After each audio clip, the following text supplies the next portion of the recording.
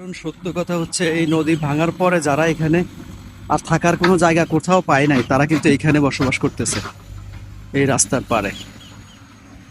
এ হচ্ছে চেয়ারম্যান ঘাটের যে মেইন রোডটা, এই রোডের পাশে এরা ছোট ছোট ঘর করে করে থাকতেছে। কিন্তু এরাও বেশি দিন থাকতে পারবে না, এরাও এই সর্বোচ্চ না হলে 2 মাস থাকতে পারবে।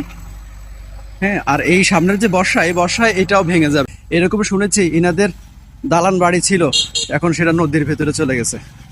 আজকে তারা নিঃস্ব হয়ে এই সরকারি জমিতে থাকতেছে, কিছুই করার নাই। আহারে, অনেকে এই যে এখানে চলে আসছে, ওই দেখা যাচ্ছে যে দূরে ওইখানে চলে গেল।